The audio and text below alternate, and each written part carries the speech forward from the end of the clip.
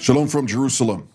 This is TV7's Israel is at War update, and joining me all the way from central Israel to provide us with the latest, as this is the 12th day, is TV7's editor-at-large, Mr. Amir Oren. Amir, what can you tell us holistically on the latest developments? Obviously, the Prime Minister of Romania was here, the first world leader to arrive in Jerusalem and meet with his Israeli counterpart. There was here also Chancellor Scholz of Germany, who once again voiced his unequivocal support for Israel's right for self-defense in the fight against the Islamist terror groups in the Hamas-controlled Gaza Strip. And currently, of course, U.S. President Joe Biden is holding a meeting with the Israeli Prime Minister Benjamin Netanyahu, as well as other Israeli leaders, both from the coalition as well as of the opposition.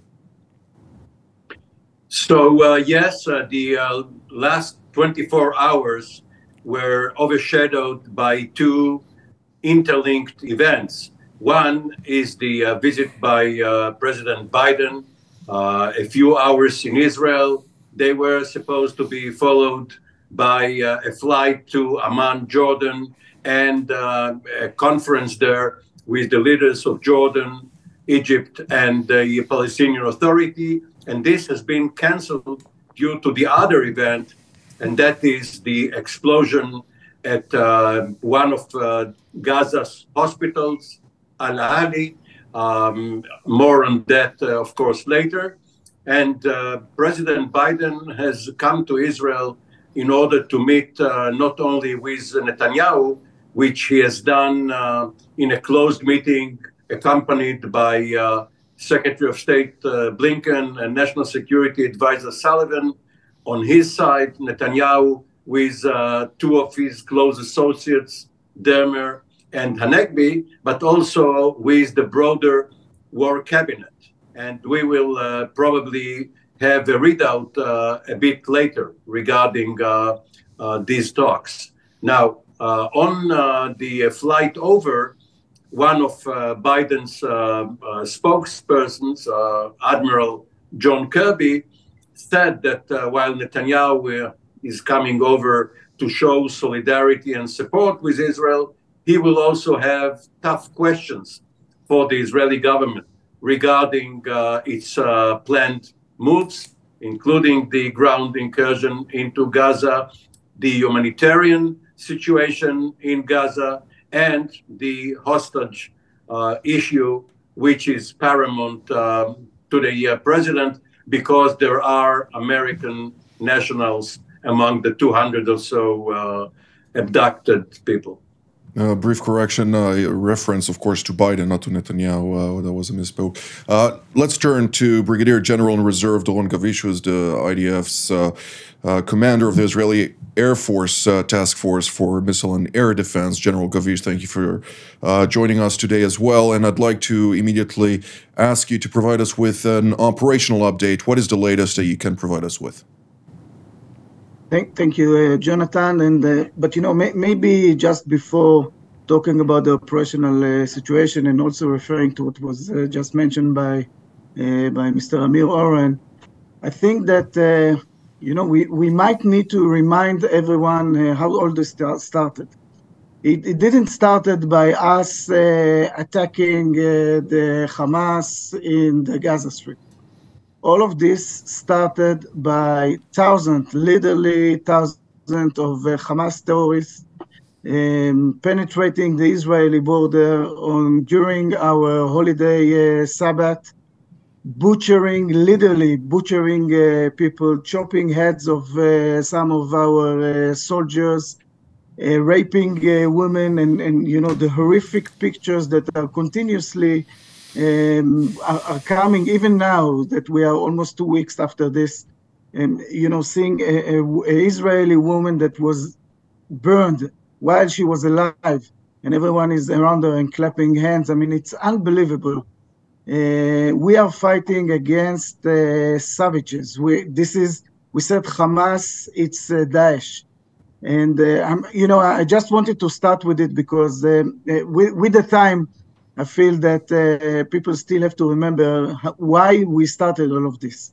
And while you say that, also, General Doron, General, if I may also add to that, beyond the horrific scenes that took place, the massacre that took place in southern Israel. And you're right, we should continue to highlight how all this happened. A week before that, Israel went out of its way, despite daily riots by terror operatives along the border, to allow 17,000 Gazan civilians into Israel to provide for them work, since they don't have work in the Gaza Strip. And this is just one count of multiple gestures and efforts by Israel to alleviate the humanitarian situation in the Gaza Strip, despite the fact that Gaza also has a border with Egypt. So we need to put things in perspective. And of course, out of those horrific scenes in southern Israel, we also should remember that there are little children, infants, and elderlies, women taken into tunnels in Gaza. And I can't even imagine what is happening there as we sit here and speak. So people at home should remember what kind of beasts we're dealing with right now, and the complexities to the IDF's operational activities in the Hamas-controlled Gaza Strip, which is a terror-infested territory utilizing infrastructure in densely populated areas deliberately, not out of need, deliberately, because this is the way then the mouthpieces of the Islamists can utilize the disinformation that is being spouted out to Western civilization and civilization at large. Go ahead, General Kavish. Yeah, thank you for that, Jonathan. So the operational situation is the south part of Israel is controlled. The border is there is fully control on the border, contained.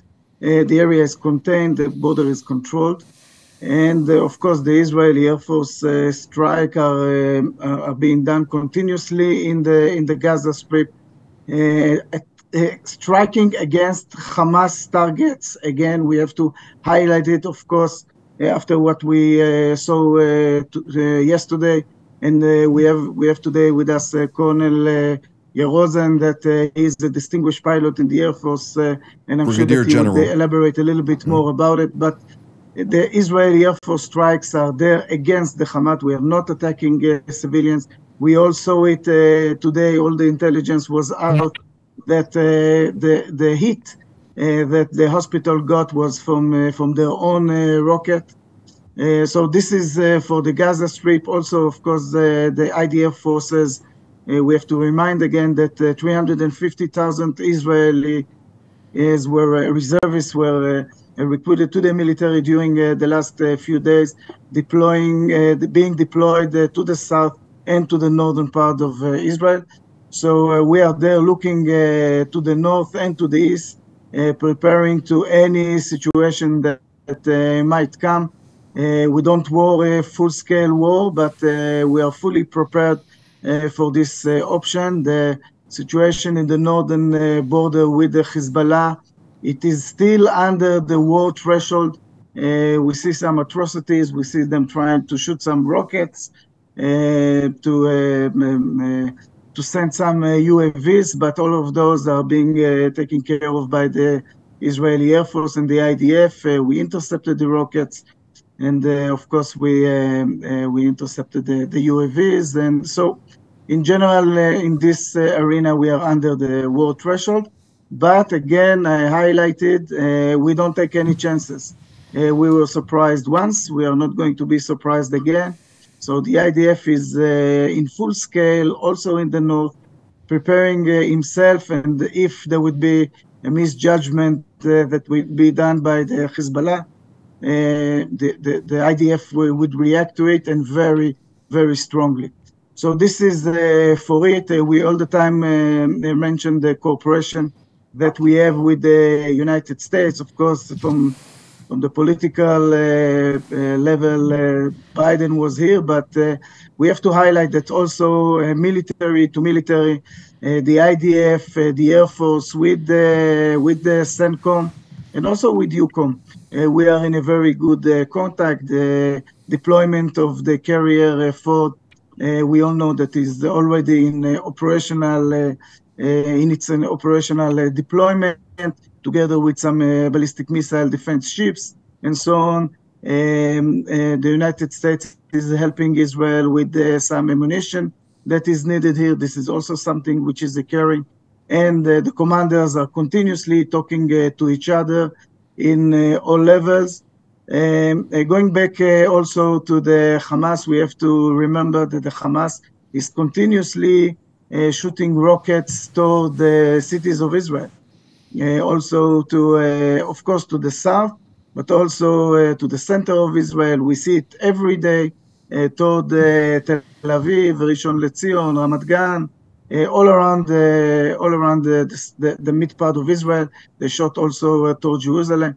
So they are still trying to hit civilians, and this is again the big difference between us and them. We are striking the Hamas, the terror organization, and trying to hit our civilians, because most of them are being intercepted by the Israeli air defense, and the population behavior is tremendous. People understand that they have to go to the shelters. They do it, and so far we have a quite low number of people that were hit from this effort, although they shot more than 6,000 rockets already toward Israel. Indeed. So this is my take until here. I think the 3 points are warranted here. The first one, when we're talking about international cooperation, obviously the United States has deployed indeed the 2 strike groups that we were talking about, including the Dwight Eisenhower and the Gerald R. Ford. The Gerald R. Ford, as you mentioned, is indeed operational, already deployed in the Eastern Mediterranean Sea, not far from Cyprus, where it will be joined in its strike group also by 2 British vessels, war vessels, as well as additional assets from the United Kingdom and as well from the Kingdom of the Netherlands. We see the Netherlands releasing an announcement where it will deploy forces, Dutch forces, into Cyprus, and will react according to the various developments, of course, in cooperation and coordination with Israel and other countries in the region as well. Another point that needs to be made is the fact that yesterday we heard the Israeli National Security Advisor Tzachi Hanegbi announce, actually reveal that the USS Dwight Eisenhower will be deployed in the Persian Gulf with concrete directives to deter Iran, particularly the Islamic Republic of Iran, the Ayatollah regime. Obviously, this is a unique strike group with capabilities to inflict severe damage, including take out Iran's nuclear infrastructure if necessary. And that is also, of course, more than a statement. It also is a sign of clear intent, maritime dominance, as it was put to me by an American admiral, as well as intelligence gathering and deterrence. And the third point, which I think is also very important, is the fact that when we're talking about the hospital, which also Amir referred to, the IDF already provided a conversation between 2 terror operatives in the Hamas-controlled Gaza Strip who spoke to one another and confirmed that Palestinian Islamic Jihad was behind this rocket. I think that it's also important to note that roughly 30 to 40% of all rockets fired from the Hamas-controlled Gaza Strip does not cross into Israeli territory. All those rockets fall in civilian-populated territories, and if lucky, which we hope always, because we're not in to target Palestinian civilians, that it falls in uninhabited areas. The second point that is very important to note, that there was no crater. There is drone footage of that area that does not indicate any IDF strike in this vicinity beyond, obviously, the other readings that were provided. But for that, I'd like to bring in Brigadier General in Reserve Yaron Rosen, who is a former IAF commander, a fighter pilot, and chief of the IDF cyber staff. Thank you for joining us, General. What can you tell us about this specific event when we're talking about the hospital, which the Qatari mouthpiece, which basically relays disinformation at the behest of the Islamist Hamas organization, which also its political leadership operates from Doha, Qatar, continues to claim that it's Israeli without any proof, of course, going at the behest of Hamas, claiming initially 500 killed, then going down to 200. Anyways, what is your professional expertise telling you about that specific situation? Thank you, Jonathan. I think that the event at the hospital is just an example of how terror organizations use informational warfare to serve their cause. We need to be very aware of that, because in the time we live in, whoever puts out the videos or says something, then you have to prove that they are wrong, and the narrative is really spoken out very, very fast. And I think that generally militaries, Western militaries, and Western countries have a hard time reacting fast to such incidents, and you need to be very, very quick when the narrative is being shaped during such an event. I think the IDF did pretty well, and I'm sure that now that this incident happened, I think we will see for sure more such incidents, including the way they are trying to shape the narrative to the poor Palestinian population in Gaza, and not speaking about why this happened, as we started this session, to remind how important it is to remind that babies, children, mothers, fathers, foreign nationals, families, besides being beheaded in their bedrooms, are still were abducted, and as we speak here, are in Gaza. I mean, the atrocities that were done since October 7th are just unheard of, unbelievable. And I think that should take us to the understanding how the West, what we call the West, the democracies around the world, how we deal with terror entities, terror militaries, and whoever supports these terror militaries. It is just very hard for us sometimes to look at the reality in its face, right? Like, this is Iran. This is how Iran operates all over the Middle East. It sends its proxies, whether they are Shiite or Sunni extremists. Extremism is extremism, and that is why a country like Israel, in a very Western way, for a few decades, we're trying to deal with this extremism again and again in a very Western way thinking. And I think that Iran has very effectively boiled the West all the way to the point that everybody wants peace with Iran, and everybody wants to have a deal with Iran. This deal making with Iran is just something that has to cease immediately. The only thing that can happen between Iran and the West, on the diplomatic, on the informational level, on the military level, and on the economic level, is only one thing: is complete isolation from the international systems on all of these four levels. Iran has to pay the price. The Hezbollah in the north have to understand the price they will pay, and it really shows us how much we cannot count on the regular risk mitigation when dealing with terror militaries.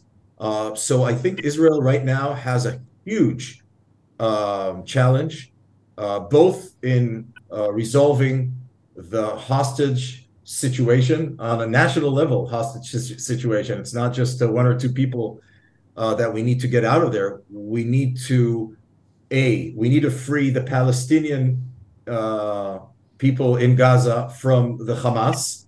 They are also hostages of a terror reign in Gaza, and of course take care of Israeli citizens and take care of Israel's national security, and just completely annihilate Hamas. There's no question about that. Hamas cannot live on Israel's border, period. How we deal with Hezbollah is a different question. And for that, I think you've mentioned the United States armed forces. All the U.S. armed forces that are around here are part of how I think we need to try to deter Hezbollah from stepping in to this fight, because Hezbollah and Lebanon, as a very weak and failed state, will pay a very high price if they join this fight. So overall, I think that the immediate challenge is how Israel annihilates, and I'm using these very extreme words, but there's no other option right now. And how we do that, I mean, military strategies and tactics, it is beyond the conversation, and it will be dealt with, I think, in the next few weeks. And how does it look? What does it mean to annihilate Hamas? But for sure, the Hamas after this operation cannot exist, and it needs to free the hostages. And at the same time, we need to deal with the overarching problem, the big problem, which is Iran's influence in the region and what it does to extremism and instability around the Middle East. I think one very important point, and this is something that has become more and more apparent during this war, this operation, since the brutality that was exposed by Hamas. There is a unique relationship between the Islamic Republic of Iran and the Ayatollah regime with the Muslim Brotherhood, and they are operating in secrecy, whether it is in Qatar, whether it is in Iran, and they're exporting that into other countries that are fighting against that, including Egypt, that outlawed the Muslim Brotherhood, and other countries that were deeply troubled. By the way, the Muslim Brotherhood also brought Turkey into trouble because of its aspirations that ultimately found Turkey isolated. So we need to put those things in perspective. We have roughly 5 minutes left in today's update, and therefore I'd like to immediately go to you, Mr. Oren. We heard Prime Minister Benjamin Netanyahu say to U.S. President Joe Biden at the start of their expanded meeting that you referred to already, that this will be a different kind of war because Hamas is a different kind of enemy. How do you see that in practice? Obviously, General Rosen already mentioned the fact that the next several weeks will engage in a discussion about what means to destroy an organization, a terror group that is driven by an ideology that is adopted by a lot more people than those that are concretely active in terror. So that's the very reason President Biden came to Israel, in order to find out what the war cabinet has in mind, what are the more concrete plans, whether the U.S. can support them diplomatically and perhaps even militarily. And you know what we found out as of tonight, looking back at the preceding 24 hours, is that perception drives reality. You know that in architecture, they say that form follows function. So here, the perception, the misperception that Israel struck the hospital immediately drove reality by getting mass demonstrations in Arab capitals, canceling the conference, and so on. And one lesson from that is just to echo what Biden said regarding hostile actors when he told them don't. Maybe the one-word admonition to observers around the world is doubt, because it is very, very easy to lie, almost as easy to deny, but much more difficult to verify, which is what Israel did. Israel did not come out immediately to deny the charge because it wanted to truthfully find out the facts before it had a version. And because of that, we may have lost 6 to 12 hours. Looking back a couple of weeks from now, it might only seem one of the watersheds in the war, but it will also have an impact regarding the ground maneuver plans, because Israel will take extra care that neither the armored columns or infantry or engineers nor the air cover will cause more casualties or will give Hamas an excuse to claim that Israel brought about devastation and death. I think actually that Israel would have done so regardless, and Hamas will continue to employ disinformation regardless. But General Gavish, we don't have very much time, and therefore you have 30 seconds, and then General Rosen will have 30 seconds. What should we look at moving forward for the next 24 hours? Well, two short points. I think that, and this goes back to what Mr. Oren was just mentioning, and Bibi Netanyahu, our Prime Minister. We are not going under conventions. We are thinking before we go in. We are thinking if we go in, how we go in, what would be the right way. So I think one of the reasons that, and we were discussing it during the previous shows, why are we not rushing in? I think that what is happening now is Israel, the IDF, but not only the IDF, is looking what is the right way and to do it really in a mindful way. The second point, which is super important, and I think that we are here in a TV broadcast. I think that there is a lesson learned also for all the other TV broadcasts worldwide. That what was shown by the IDF was that wait before you go out and you echo the terrorist organizations, because and I think that for the long run there is some. They could see that what Israel is showing, this is the truth. And just by the way, we just have a new footage now of a drone that was Israeli drone that was flying over the hospital a few hours ago, showing for sure that this was a rocket. So I think this is also something to learn. Don't jump. Wait a second and listen to those that are really bringing the truth to the media. General Rosen? I think two paradigms we need to look at. One, which was shattered on October 7th. A country, a democracy, any country cannot live with a terror military on its border. Now, what has to be done and needs to be done now, I'll leave it to the next few weeks, and hopefully the leadership will make the right decisions. The second paradigm, which must change on the international arena, is how what we call the West treats countries and organizations that support terror militaries. It is unacceptable that nations such as Qatar or Turkey or any country that support, or Iran, of course, any country that supports terror entities should be expelled from the international community.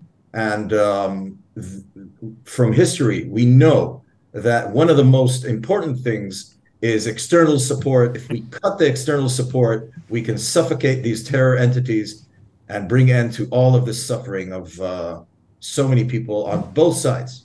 Indeed. Well, this is all the time that we have for today. I'd like to thank Mr. Oren, General Gavish, and General Rosen for joining us for today's update. I'd like also to thank all of you at home. This evening at 9 p.m. we'll have the latest edition of TV7 Israel News, the daily news edition, after which we will hold once again a panel, this time with General Klaus Naumann, the former Chief of Defense of the Bundeswehr and Chairman of NATO's Military Committee, as well as retired Brigadier General Mark Himmet, the former U.S. Assistant Secretary of State for Political and Military Affairs. We'll discuss the geostrategic layout together with TV7's editor-at-large, Mr. Amir Oren, of course. But until then, from here in Jerusalem, Shalom.